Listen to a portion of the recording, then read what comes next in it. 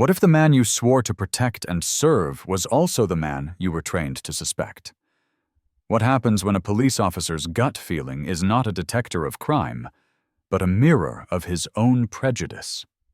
The story you're about to witness is a journey into the heart of that question. It's a story of power, identity, and the terrifying speed at which justice can be betrayed. Before we dive into the chilling events on Ocean Boulevard, make sure you are subscribed to Veritas Chronicles and have hit that notification bell. We expose the truth behind the stories that shape our world, and this is one you cannot afford to miss. Now, let's set the scene. The morning sun over the city of Port Verity was deceptive, a brilliant coat of gold paint over a city wrestling with its own soul. For Mayor Damon Sterling, it was a day that was supposed to be about the future. His custom-tailored charcoal suit felt less like armor and more like a uniform for the battle ahead. A crucial 9 a.m. meeting with Governor Thompson. On the table was the Bayside Infrastructure Project, a billion-dollar lifeline for the city's most neglected and systematically impoverished East Side. It was his signature promise, the cornerstone of his vision for a unified Port Verity. But fate, in the form of a failed fuel pump, had other plans. His Audi sat silent and defeated 3 blocks back, hazard lights pulsing like a weak heartbeat. Now, he was walking, briefcase in hand, a brisk pace eating up the pavement of Ocean Boulevard. He checked his Rolex. 8:37 a.m. He could still make it. Ahead, the iconic glass dome of City Hall shimmered, a beacon of his destination and, ironically, his own authority. Miles away in spirit, but only feet away in reality, Officer Rick Nolan idled in his patrol car, Unit 77. The city's salty air, a point of pride for the locals, still felt foreign and hostile to him. 3 weeks. It had been 3 weeks since his transfer from the homogeneous, predictable suburbs of Northdale Precinct, and Port Verity felt like a different planet. He nursed a lukewarm coffee and a simmering resentment, drumming his fingers on the steering wheel. He saw the city not as a vibrant tapestry, but as a collection of threats to be managed. His eyes, trained by 2 decades of a certain kind of policing, scanned the street with a cynical filter. And then, he saw him. A black man. Expensive suit, gleaming watch, confident stride, carrying a fine leather briefcase. Here, on this stretch of the boulevard, it was an image his mind could not compute without suspicion. It was a file that didn't belong in this cabinet. Nolan had a knack, or so he told himself, for spotting things that were out of place. This man, to him, was a masterpiece of misplaced things. A quiet sneer played on his lips. He picked up his radio, the words flowing from a well-worn script in his mind.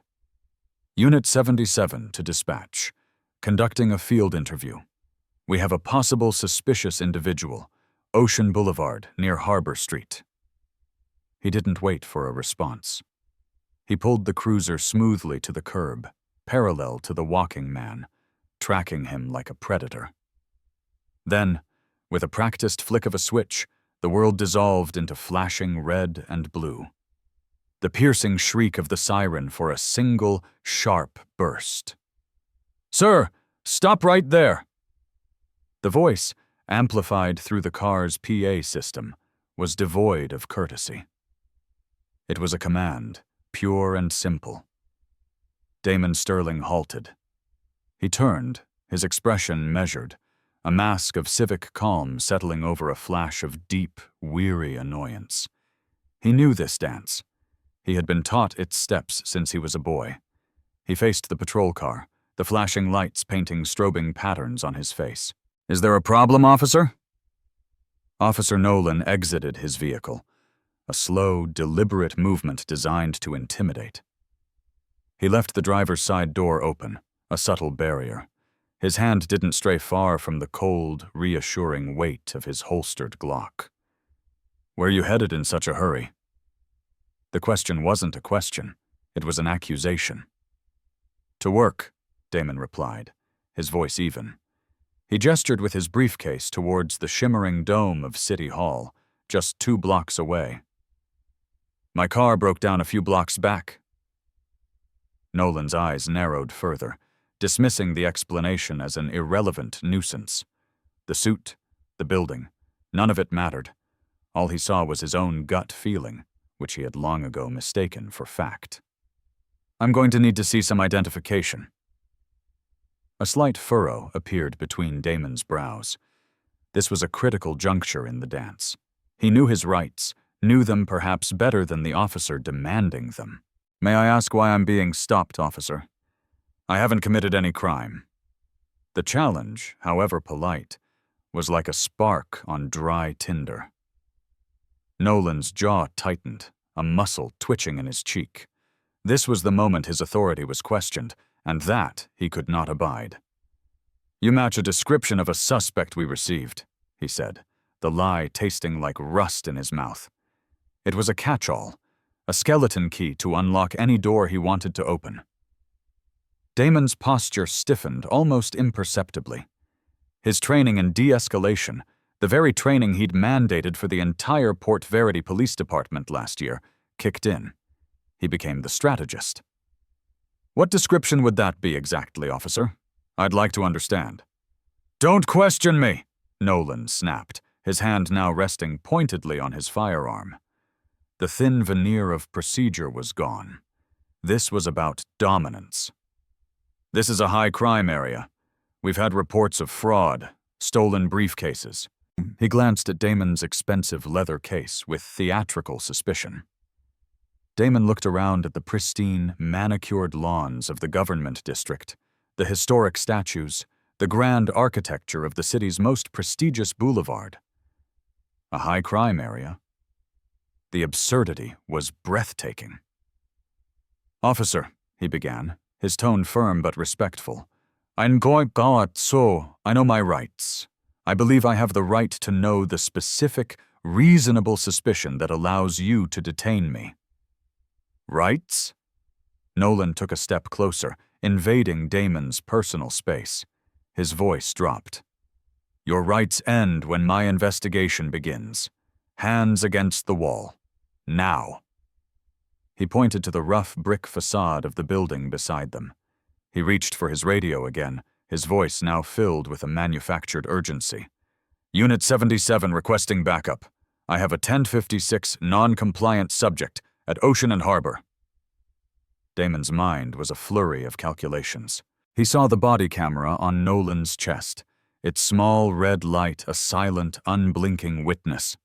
He made a mental note, a habit forged over a lifetime of such encounters. Officer Rick Nolan, badge number 7714. He raised his hands slowly, deliberately, a gesture of compliance that felt like a betrayal of his own status and innocence. But this was no longer about winning an argument on a sidewalk. It was about documenting an injustice. "Sir, put your hands behind your back. You're under arrest for obstruction." The words hung in the air, surreal and corrosive. And then came the cold, metallic bite of the handcuffs. Nolan cinched them with an unnecessary, punitive force. Damon's wedding band scraped against the steel, and the edge of his Rolex dug painfully into the flesh of his wrist. He winced, a brief, involuntary flash of pain that he quickly masked. "Is this level of force truly necessary, officer?" Damon asked, his voice a low, steady current in the sea of Nolan's aggression. "I have done nothing wrong. I am fully cooperating." "That's for me to determine," Nolan grunted, beginning a rough pat-down. He pulled Damon's phone from his suit pocket. The screen lit up. Governor Thompson. Incoming call. Nolan silenced it with a swipe of his thumb, a smug look on his face. "Expensive phone," he muttered, as if cataloging evidence. Nice watch, too. He looked Damon up and down, his eyes dripping with insinuation. How exactly does a guy like you afford these things? Damon stared straight ahead at the brick wall, his dignity a fortress Nolan could not breach. Officer, I am formally requesting to know the specific charge you are arresting me for. Nolan smirked, enjoying the power shift. Big words from a guy in handcuffs. You think that college education puts you above the law? He pulled out Damon's wallet, emptying its contents onto the hood of his cruiser. I've never suggested it does, Damon replied evenly. I am, however, a citizen of this city, and I am requesting the professional courtesy of knowing why my freedom is being taken away. Nolan's expression hardened as he rifled through the wallet, his thick fingers clumsy and invasive. He bypassed the cash, the credit cards. His eyes landed on a small, slender object. Well, what do we have here? He held up a silver pocket knife, a gift from Damon's father. Carrying a concealed weapon, too, adding that to the list. That is a letter opener, Damon clarified, his voice still impossibly calm. It's a family heirloom. It is neither a weapon, nor was it concealed. By now, a small crowd had begun to form. The flashing lights were a siren's call to the curious.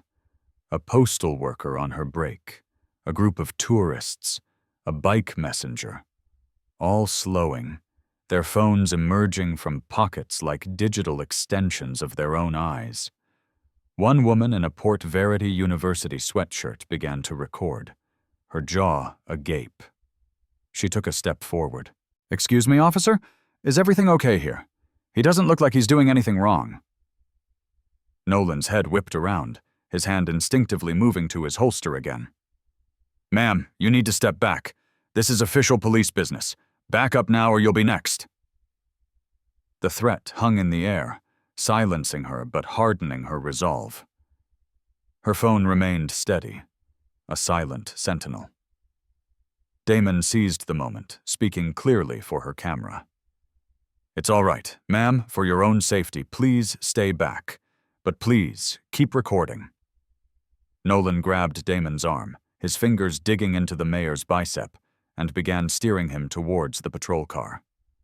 You have the right to remain silent, he began, the Miranda rights recited with a bored, robotic cadence. I understand my rights completely, Officer Nolan, Damon interrupted, making direct, deliberate eye contact with the officer's body camera. And I am exercising my right to know the specific charges against me right now. Nolan's grip tightened, a flash of fury in his eyes at being challenged again. Obstruction, disorderly conduct, and possession of a concealed weapon? That enough charges for you, smart guy? He shoved Damon against the side of the cruiser. Spread 'em, wider. He kicked at Damon's ankles, forcing his stance into an awkward, humiliatingly wide position. Damon complied, the heat of the car's metal pressing against his forehead. The murmurs from the growing crowd swelled into a chorus of disapproval. At least 10 phones were now raised high, a small constellation of citizen journalists. Nolan's hands were rough, invasive, the pat-down bordering on a degrading search that served no law enforcement purpose. It was a ritual of humiliation, and both men knew it. Damon closed his eyes for a brief second, his face a mask of resolute composure. But inside, a firestorm of emotion was raging. The shame, the anger, the profound, bitter irony of it all. Years of work, of building bridges, of trying to heal the very rifts that this officer was now tearing open, all seemed to vanish in this single, debasing moment on a sunlit boulevard. He focused on his breathing, a technique learned in leadership seminars, now a lifeline for his sanity. Nothing to say now, huh? Nolan taunted, his voice a low sneer in Damon's ear. Not so educated with your face pressed against my car, are you? Silence. Damon chose his battles. And this was not one to be won with words. This battle would be won with data, with video, with the unblinking eye of accountability. Inside his mind, a silent vow crystallized. This officer's prejudice would not just be an anecdote of injustice. It would become the catalyst. It would fuel the fire of the very reforms this department so stubbornly resisted. Nolan, satisfied with the physical dominance, finally opened the wallet he'd tossed on the hood. He ignored the prominent, gold-sealed Port Verity government ID, focusing instead on counting the cash. $320. That's a lot of cash to be carrying around. You want to explain how you came by this? It is not illegal to carry cash, officer, Damon responded, his voice muffled by the car's frame. It is when it's part of a pattern of suspicious behavior, Nolan countered, inventing procedure as he went along. His thumb finally brushed against the official city ID. He pulled it out, studying it for a long moment. His expression, for the first time, flickered with a hint of uncertainty. He looked at the picture, then at the man in handcuffs, then back at the ID. The name, Damon Sterling. The title, Mayor. A tiny seed of doubt was planted, but his ego and prejudice were formidable weeds. It couldn't be. It was impossible. His mind found an explanation that fit his worldview. This looks fake. A damn good one, but it's fake. Just then, a second patrol car screamed to a halt behind Nolan's. A younger officer, Officer Miller, stepped out. He was a product of Damon's new recruitment drive, a local kid, sharp, professional, who saw policing as a partnership, not an occupation. He immediately registered the tension of the scene. The agitated senior officer, the immaculately dressed man in cuffs, the angry crowd. This was not a routine stop. "What's the situation, Rick?" Miller asked, his tone professionally neutral, but his eyes filled with concern. Nolan waved him away from Damon, lowering his voice. "Got a suspect here acting squirrely. Gave me a story about his car breaking down. Carrying a concealed weapon. Got this garbage fake ID, says he's the damn mayor." He laughed, a short, sharp bark. Miller glanced past his partner at the composed figure by the car. He looked at the suit, the watch, the man's impossibly calm demeanor. His stomach tightened. Something was profoundly wrong. "Has he been processed? Did you run his name?" "About to transport him to the station and figure out who he really is," Nolan affirmed, his bravado returning. As the two officers conferred, Damon saw his opportunity. He caught the eye of a young woman in the crowd, a City Hall intern he recognized named Sarah. He spoke just loudly enough for her to hear over the din. "Please, call City Hall, extension 001. Tell them the mayor needs assistance at Ocean and Harbor." Sarah's eyes widened in stunned recognition. She nodded almost imperceptibly, her hand already fumbling for her phone as she stepped away from the crowd. Nolan turned back to Damon, slapping the cruiser's roof. "All right, playtime's over. Time for a ride downtown." Damon planted his feet. He would not be moved, not yet.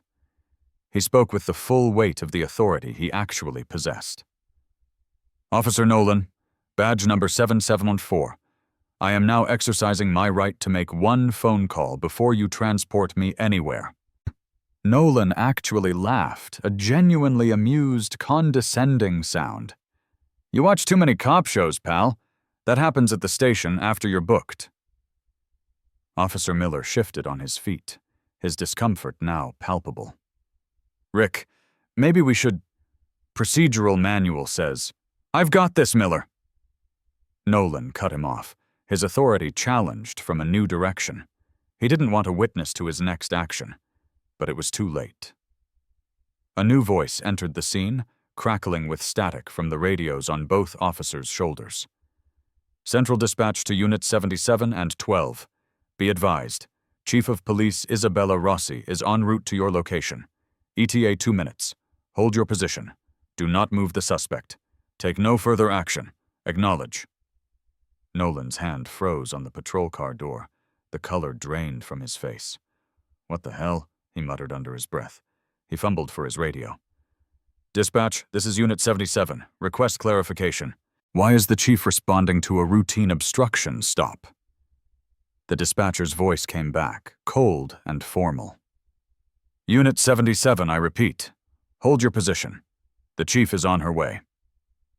This chaotic pause was another opportunity. Miller used the distraction to approach Damon, subtly positioning himself between his partner and the man in cuffs. As he pretended to check the handcuffs, he loosened them by one critical notch. Sir, Miller whispered, his voice barely audible. I don't know what is happening here, but something isn't right. I'm sorry. Damon gave him a single, measured nod of acknowledgement, a silent thanks for a small but profound act of decency. Nolan was fuming. His perfectly controlled scene had been invaded. The man in handcuffs was looking at him, a calm, knowing expression in his eyes. Who the hell are you? Nolan hissed. I believe I'm now entitled to make that phone call, Damon responded, his voice even. Miller, emboldened, intervened. We have to follow procedure, Rick. The direct order was to hold position. Let him make the call. Scowling, but trapped by the imminent arrival of the chief, Nolan snatched Damon's phone from the cruiser's hood. One call. Make it quick. Damon, with his hands cuffed in front of him now, dialed his chief of staff, a brilliant, unflappable woman named Elena. His tone was intentionally conversational, almost casual. Hey, it's me. Yeah, a bit of a wrinkle in the morning plan. I'm having some car trouble near Ocean and Harbor. He paused, listening. No, don't worry about sending a car down. I've got some assistance here from Port Verity's finest. Officer Nolan is giving me a hand. Badge number 7714. Another pause. Could you do me a favor? Let Governor Thompson's office know I'll be significantly delayed. And one more thing. Could you pull file Protocol 7 for immediate review? I'll need it the moment I get in. Thanks. Nolan watched with narrowed, suspicious eyes, completely oblivious to the bomb that had just been detonated. He didn't know Protocol 7. He didn't know it was the city's highest-level emergency protocol, reserved for an official under duress. An alert that triggered an immediate, coordinated response from the city's legal counsel, police leadership, and media management teams. It was not a call for help. It was a call to arms. As Damon handed the phone back, he locked eyes with Nolan. In that moment, a strategic decision had crystallized.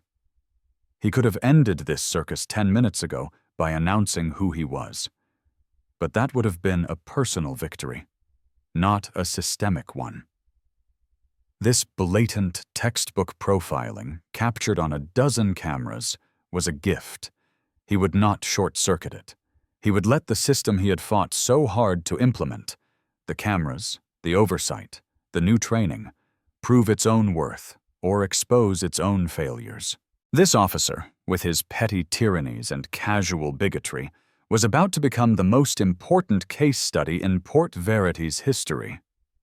And Mayor Damon Sterling would let it all play out. Every single excruciating, incriminating second. This is the point of no return. A web of lies and prejudice has been spun, and a fuse has been lit. What happens when the most powerful people in the city descend on this single, tense spot on the pavement? We're about to find out. If you believe accountability is essential, do us a favor and hit that like button right now. It helps stories like this reach a wider audience. And comment Protocol 7 below if you're on the edge of your seat. Now, back to the drama on Ocean Boulevard. The wail of distant sirens grew closer, multiplying, converging. Not the familiar yelp of a patrol car, but the deeper, more authoritative tone of command vehicles.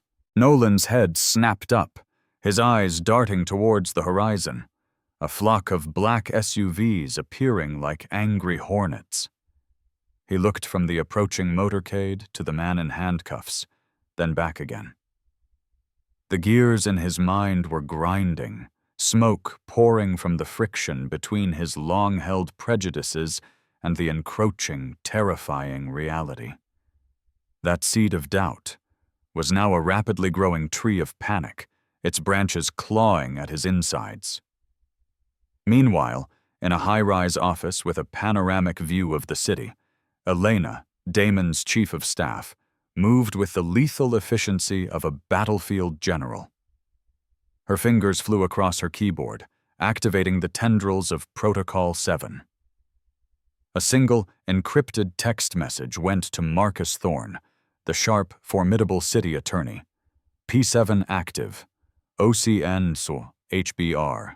Mayor compromised. Full legal deployment. Another alert went to the governor's chief of security.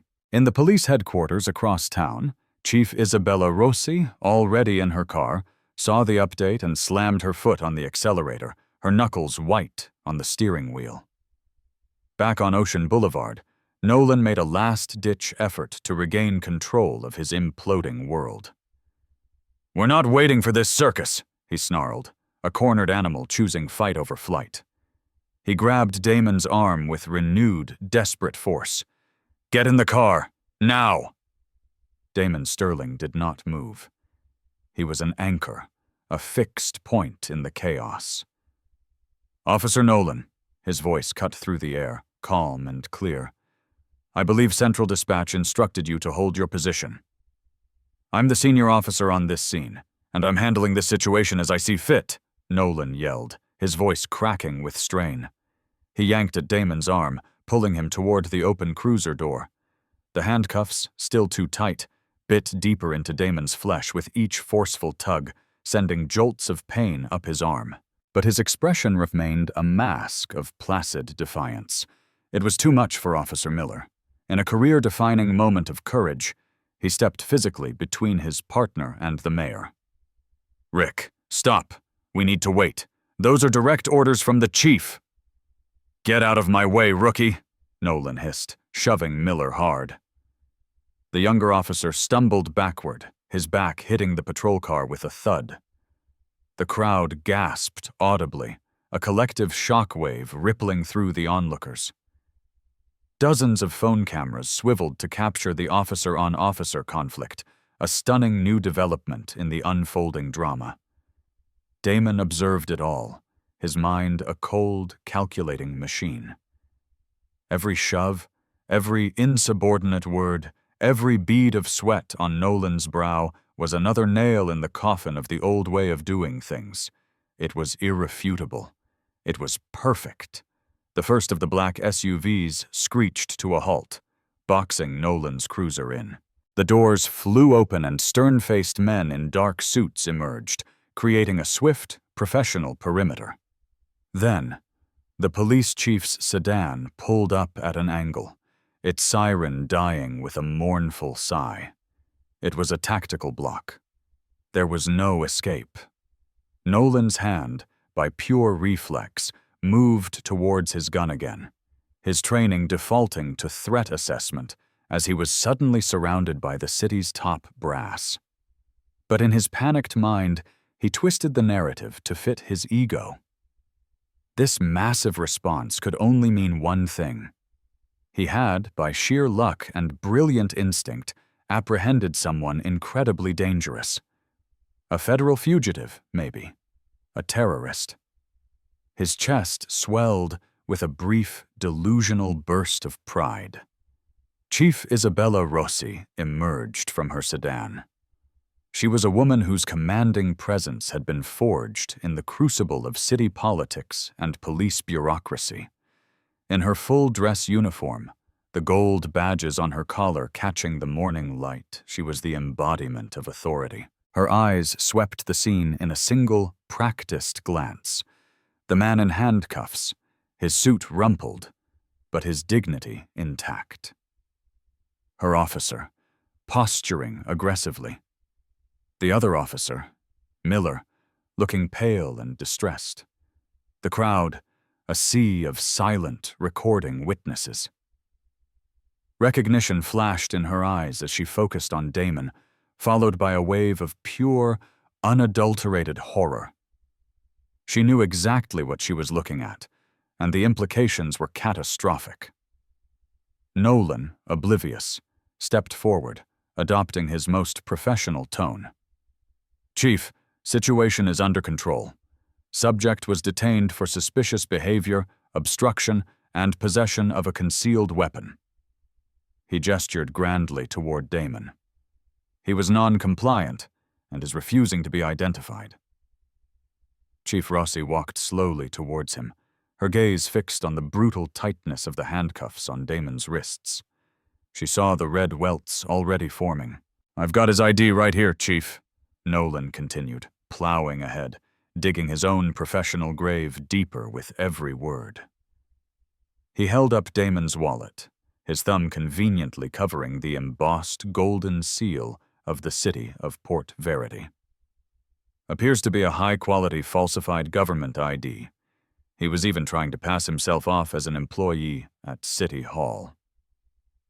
Officer Miller took another subtle step away from Nolan, creating a visible gap between them.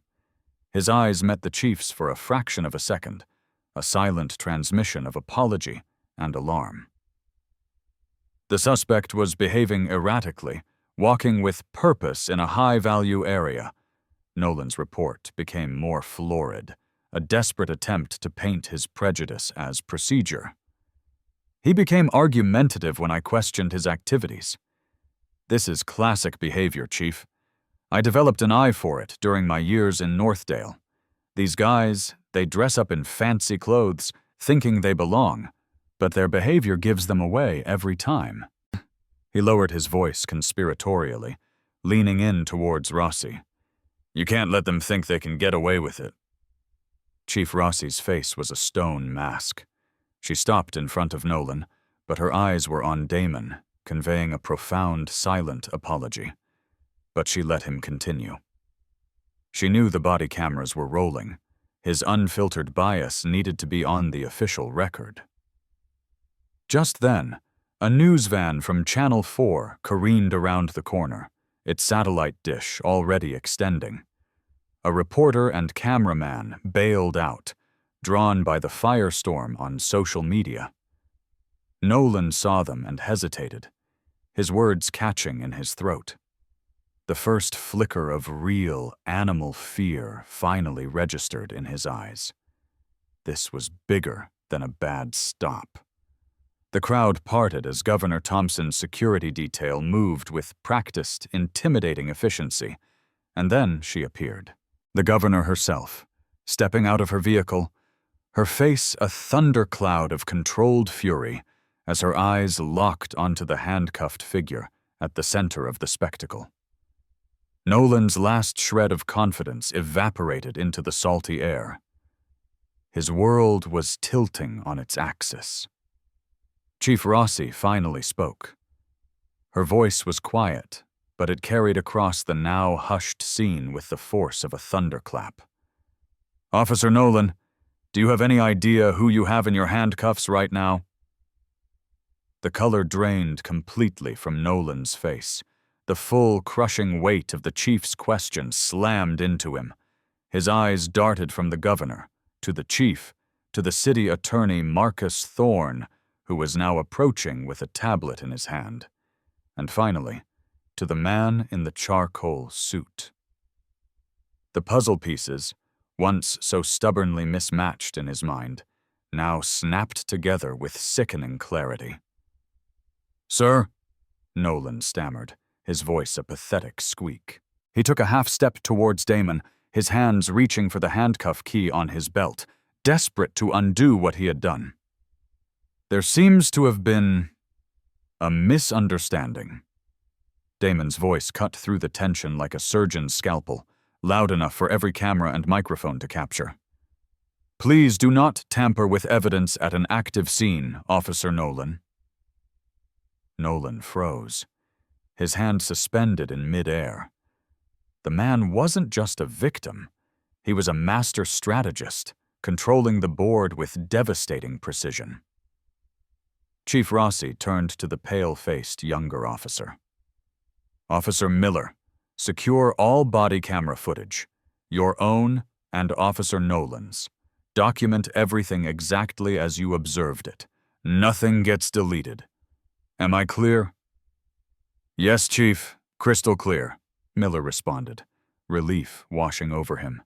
He had been given a lifeline. The city attorney, Marcus Thorne, was now at Damon's side. "Mr. Mayor," he said, his voice rich with formal gravity, "with your permission, I would like to take your official statement right now, while events are fresh. We can begin while we wait for these restraints to be properly documented and removed." The title hung in the air, heavy and undeniable. "Mr. Mayor." Rick Nolan felt the ground give way beneath him. It was a physical sensation, a lurch in his gut, as reality came crashing down. It wasn't just his career ending, it was his entire worldview, his sense of self-righteous authority, shattering into a million pieces. "Chief," he pleaded, turning to Rossi, "if I could just explain for a moment in private, whatever you have to say, you can say right here." "Officer Nolan," the chief replied, her voice cold as steel.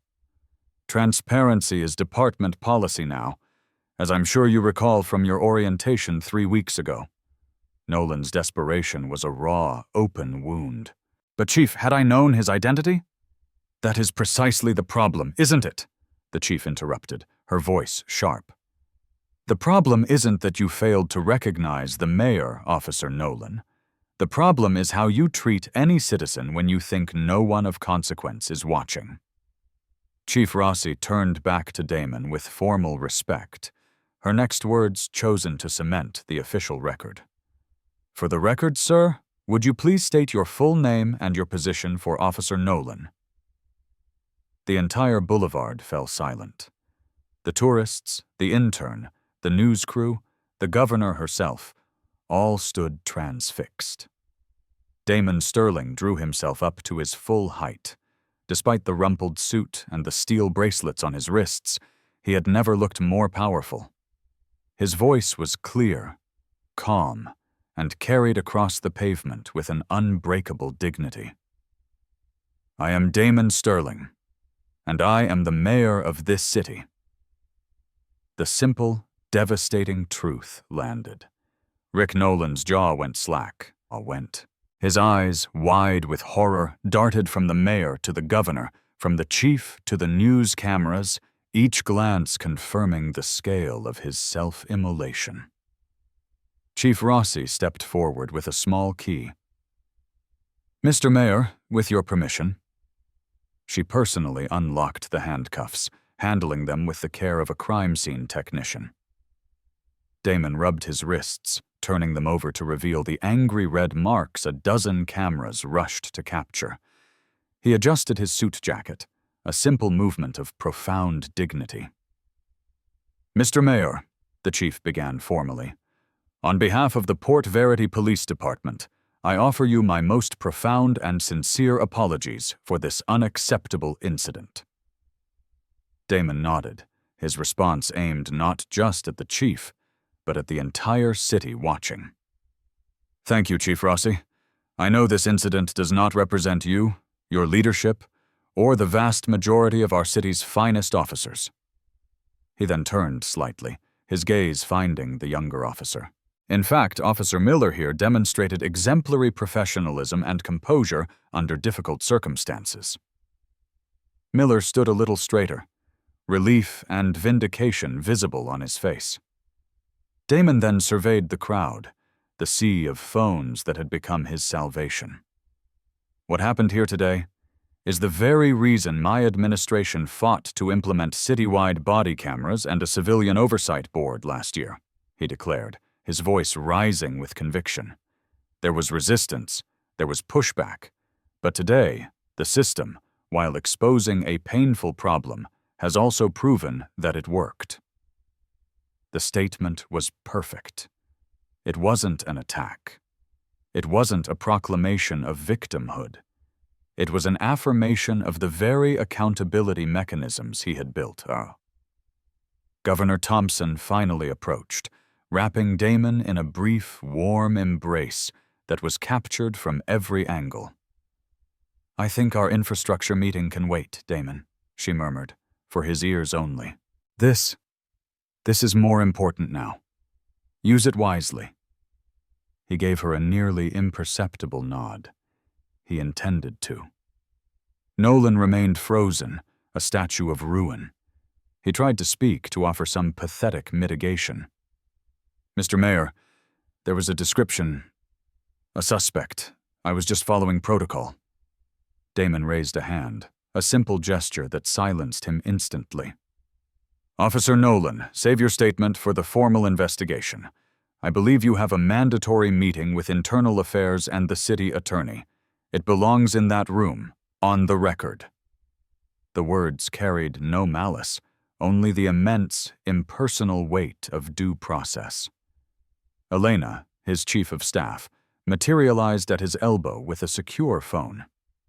"Sir, you need to know this is the #1 trending topic in the nation. The hashtags #mayor, in handcuffs, and policing the police are exploding."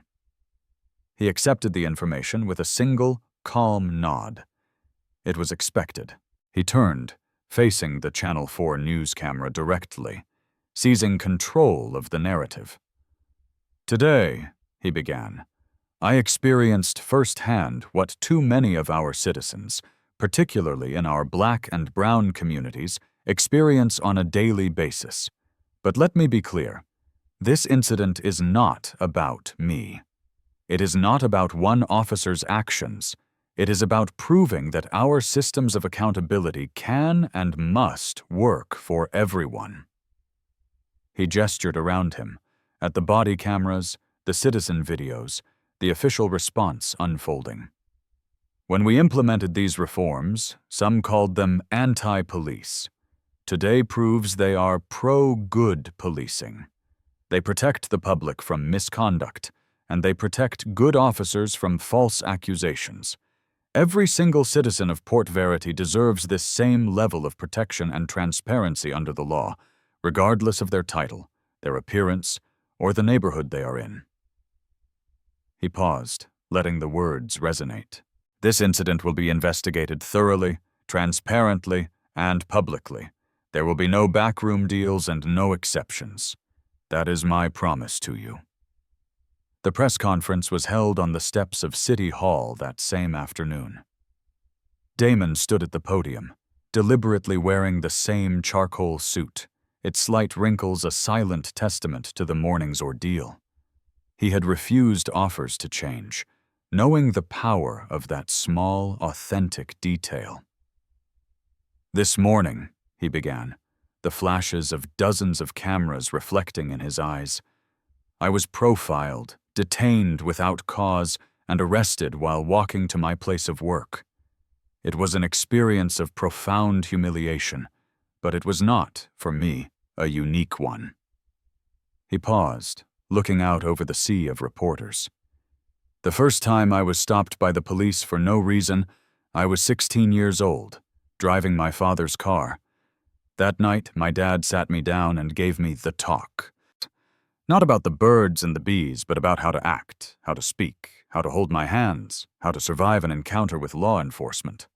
It's a talk that Black and brown parents have been forced to give their children for generations in this country. I have had to use the lessons of that talk throughout my life, even, as it turns out, as the elected mayor of this great city."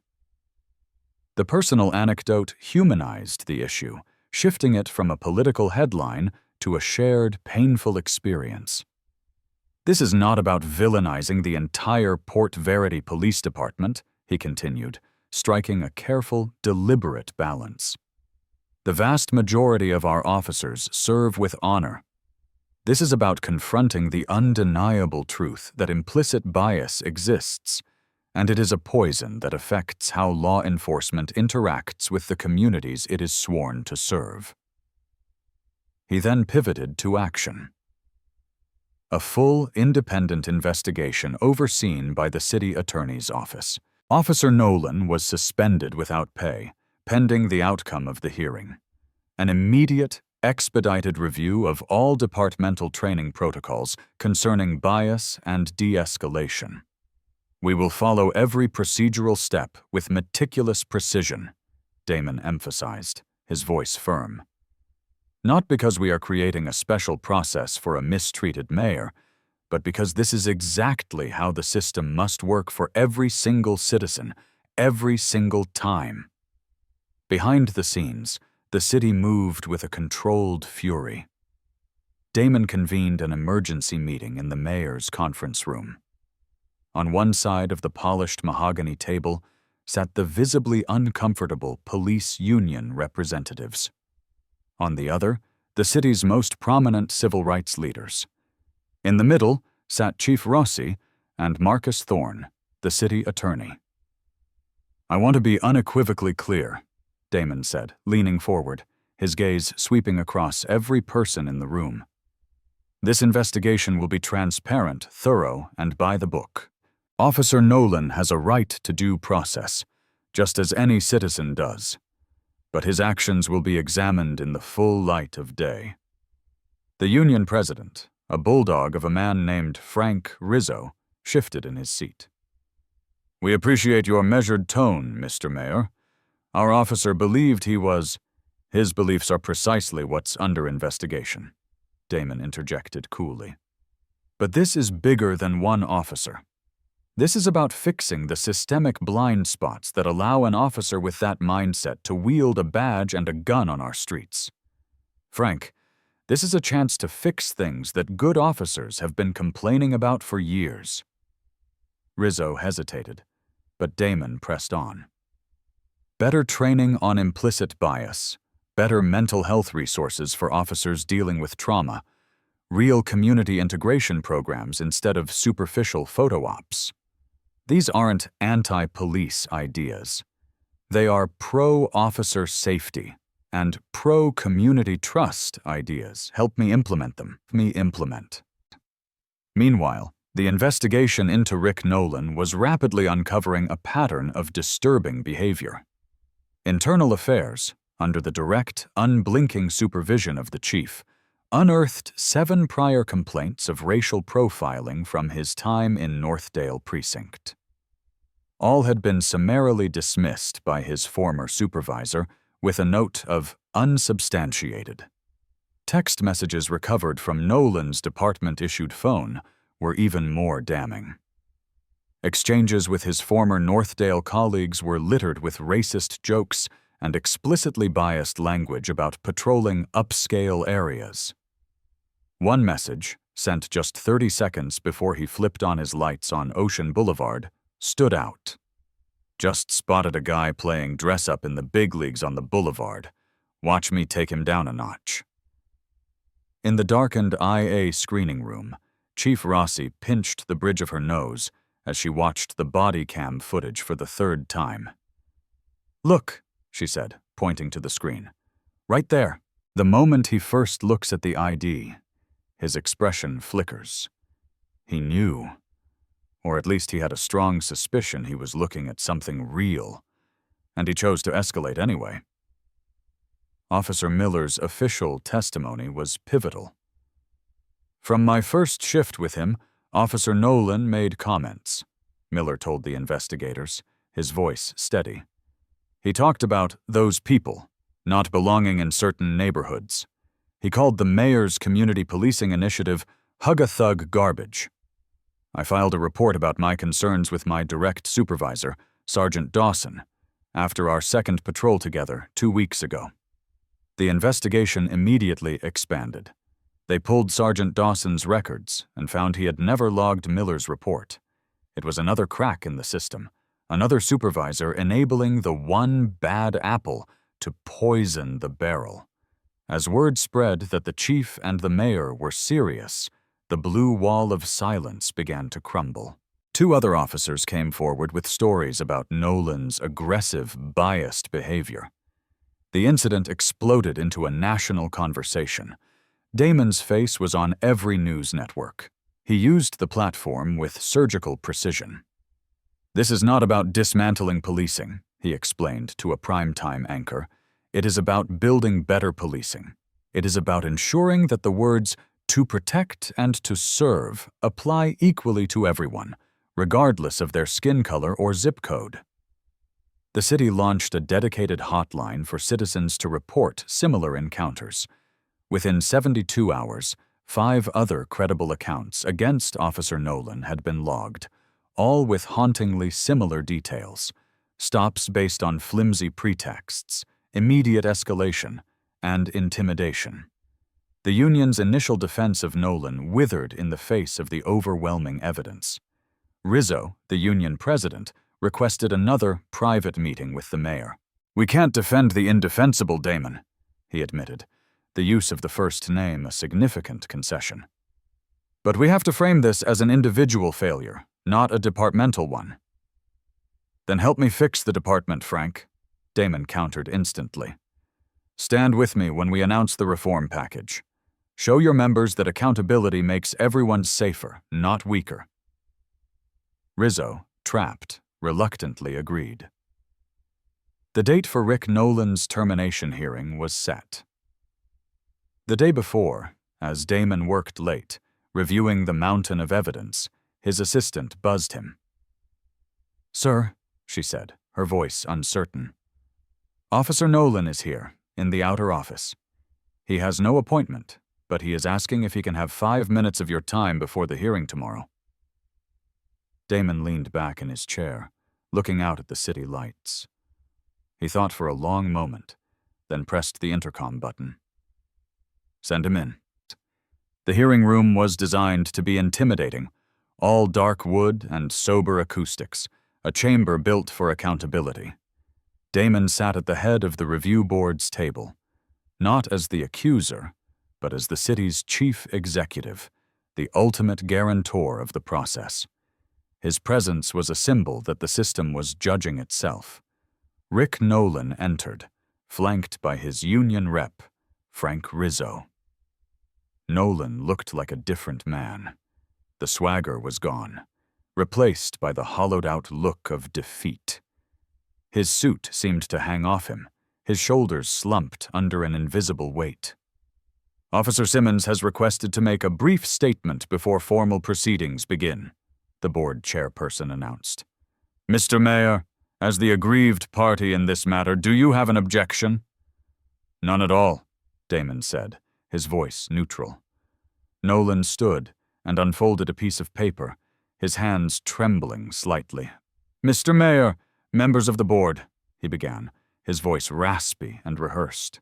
"I wish to express my sincere and deep regret for the incident that occurred on Ocean Boulevard.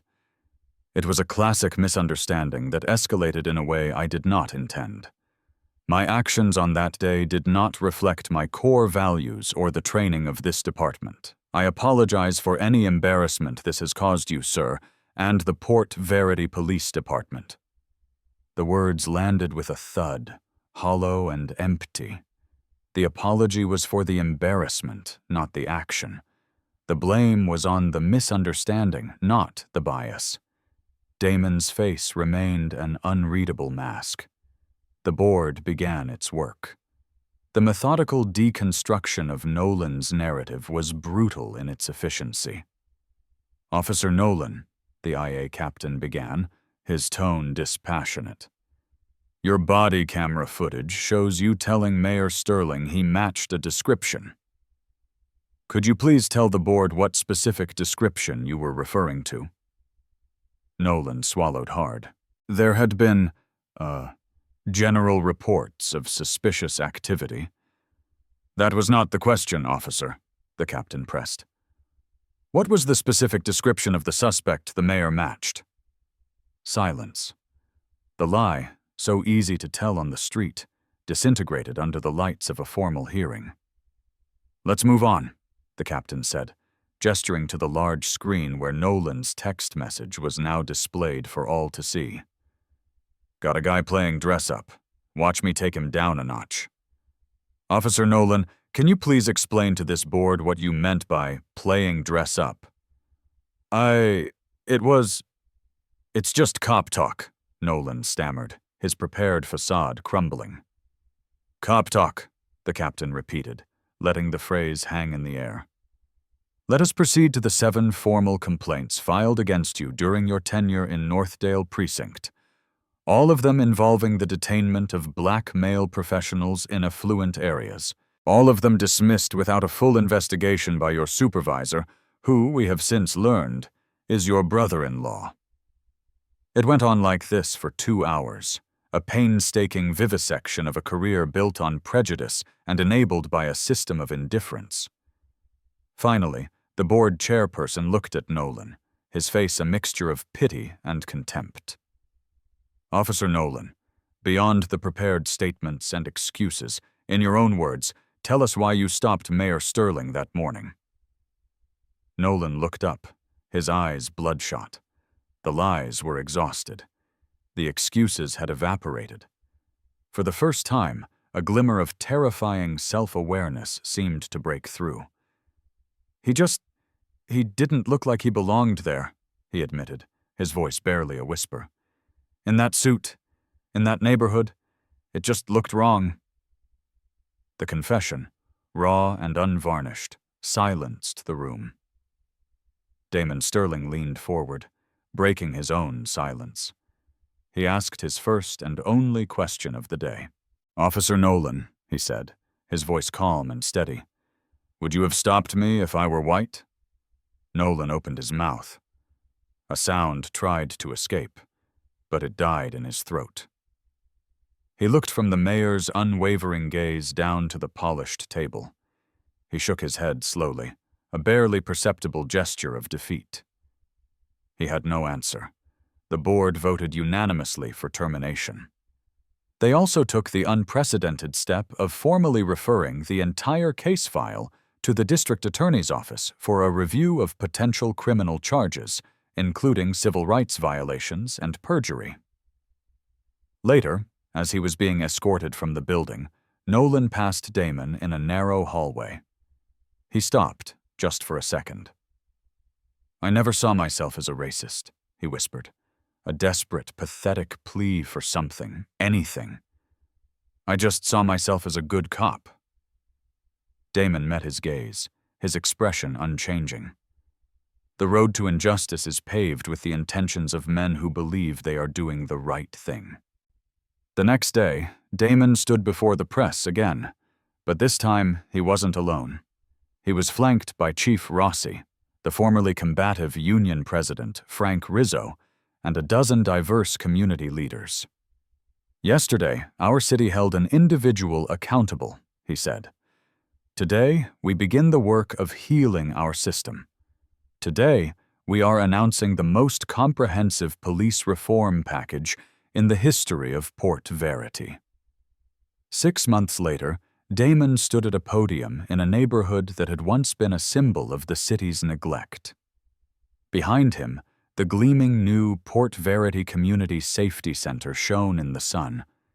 It was a state-of-the-art facility dedicated to training, de-escalation, and, most importantly, dialogue. On a massive digital screen next to him, real-time statistics scrolled by. Civilian complaints down 42%, officer-involved shootings at 0, community trust metrics up 38%. 6 months ago, Damon began, addressing the assembled crowd of citizens and officers. An incident forced our city to look in the mirror. Today, we show the world our response, not with words, but with action, with results. He gestured to the facility. Here, our officers learn that a true warrior knows how to de-escalate a conflict, not just win one. They train alongside social workers and mental health professionals. They learn the history of the neighborhoods they patrol from the people who live there. The reforms had been sweeping. An early warning system, based on the one that should have flagged Nolan, was now in place to identify problematic officers. Officer Miller, now Lieutenant Miller, was the new head of the Community Relations Division, a hero to the recruits and a symbol of the department's new ethos. Even Sergeant Lewis, a grizzled 25-year veteran who had initially called the reforms political nonsense, stepped up to the microphone. "I thought this was just about coddling criminals," he admitted gruffly. "But I was wrong.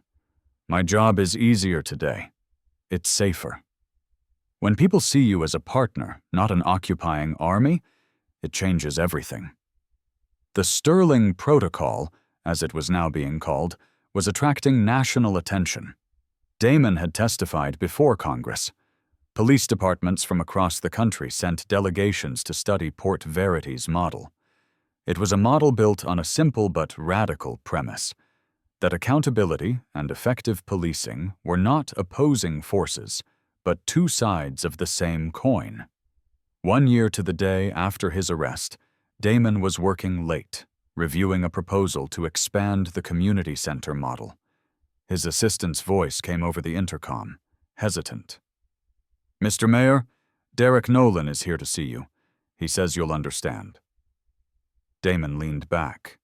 He hadn't heard the name in months. After a long pause, he replied, "Send him in." The man who entered was almost unrecognizable. He was thinner, weathered. The arrogance was gone, replaced by a quiet, settled humility. He wore the simple uniform of a city maintenance worker. "Mr. Mayor," he said, his voice soft. They have me on a work crew as part of my probation. We're re-landscaping the park down the street." Damon nodded slowly, gesturing to a chair. Nolan remained standing. "I don't want anything," Nolan said quickly. I see what you've done. What's happening in this city. I've been in the counseling the judge ordered. I've been listening. For the first time, maybe ever." He took a deep breath. "That question you asked me at the hearing, if you had been white, it follows me every single day." He finally met Damon's gaze. "The answer is no. I wouldn't have. And I have to live with that. I wanted to say I'm sorry. Not for getting caught, for being the man who did it in the first place." Redemption is not a single act, but a lifelong process. For Derek Nolan, it was just beginning. For the city of Port Verity, the change was already palpable. The real meaning of that day on Ocean Boulevard was not in the humiliation of a mayor or the firing of a cop. It was in the proof that a system, when forced to, could look in the mirror and have the courage to change. The next morning, Damon took a walk through the city before work. He saw Lieutenant Miller laughing with a group of kids at a basketball court. He saw an officer buying coffee and knowing the barista's name. It was not a perfect city, but it was a better one. He stopped at the corner of Ocean and Harbor, the very spot where his world had been turned upside down. The sun was shining. He adjusted his suit and continued walking toward the gleaming dome of City Hall, not just as its mayor, but as one of its citizens, protected and served. Real change is never easy. It's a story of conflict, confrontation, and ultimately, a commitment to truth. Here at Veritas Chronicles, we believe these are the stories that must be told. If this story moved you, if it made you think, then our mission is succeeding. But we need your help to continue this work. Please, take a moment to subscribe to our channel and hit that like button. Share this video with someone who needs to see it. And in the comments below, tell us, what does real accountability look like to you? Because every voice added to the conversation makes a difference. Thank you for watching. And thank you for seeking the truth.